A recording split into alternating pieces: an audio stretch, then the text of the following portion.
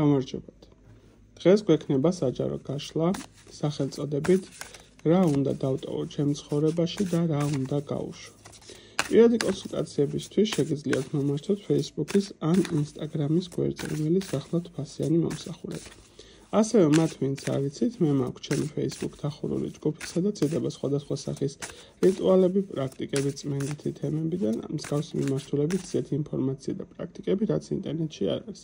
სურვილის ამებ შეგიძლიათ მომწეროთ ყველაფერ დეტალებს გაგაცნობთ.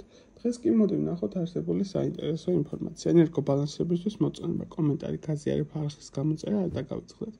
მოდით ჯერ ვნახოთ რა უნდა დატოვოთ თქვენ ცხოვრებაში ცხოვრებისეულად.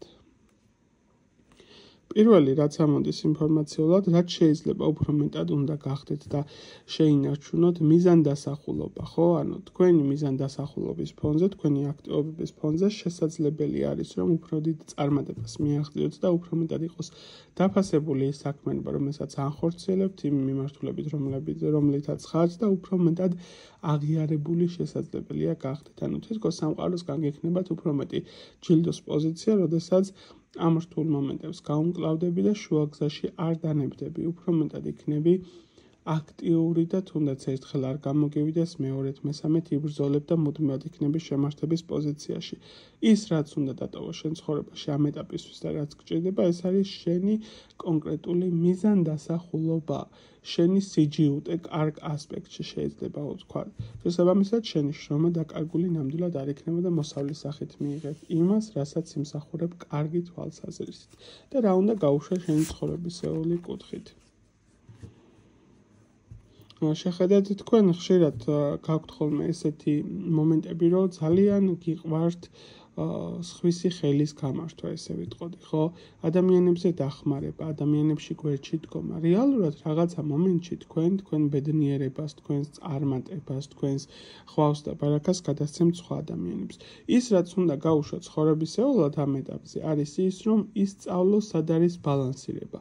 როცა ადამიანი დახმარებას არ გთხოვს და შენი სურვილით ეხმარები, რომ ვაიმე რა ცოდო არის, ვაიმე რა უსუსური არის, მსგავს შემთხვევაში შენ ბედნიერებას და შენ წარმატებას და შენ ფინანსებს ყველაფერს უზიარებ ამ ადამიანს. ასევე ფინანსური თვალსაზრისით ეცადე რომ მინიმუმამდე დაიყვანო ვალის პოზიცია. არ გაასესხო ფული. მისია ეგრეთ წოდებული კუთხით არავისთან მიმართებაში არ განახორციელო, როგორც ფინანსური კუთხით, ასევე ნებისმიერ საქმიანობაში, რასაც შეიძლება მოღვაწეობდე.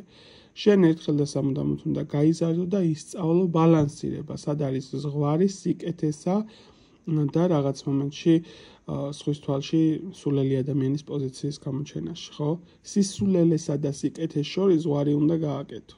წინააღმდეგ შემთხვევაში შენ თუ ამას არ გაითვალისწინებ ამ რჩევას კონკრეტულს, რასაც გეუბნები,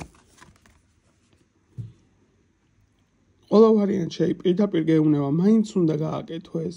წინააღმდეგ შემთხვევაში იქნები დაბინძურებული როგორც ენერგეტიკულად, ასევე ცხოვრებისეული ფაქტორების კუთხით. შეიძლება გქონდეს უბარაქობის პოზიცია, გაუმართლებლობა ზოგად ცხოვრებისეულ სიტუაციებში, არეულობა პირადის კუთხით, ურთიერთობებში დაულაგებლობა, კონფლიქტური თემები, შენ თავზე არსებული შავი ღრუბელი ეგრეთ წოდებული, ხო? ყველა ვარიანტში ცოცხლის საშუალებითაც გაიწმინდე ენერგიები, ახალი ენერგიები შემოუშვი შენ ცხოვრებაში. არ მისცე საშუალება ამ ეგრეთ წოდებულ სიტუაციებს და ეგრეთ წოდებულ ენერგოვამპირებს ზედმეტად ყვებო საკუთარი ენერგიით. შესაბამისად, ეს იყო ყველაფერი, რაც უნდა გაგეთვალისწინებინა. გისურვებთ წარმატებას და ბედნიერებას.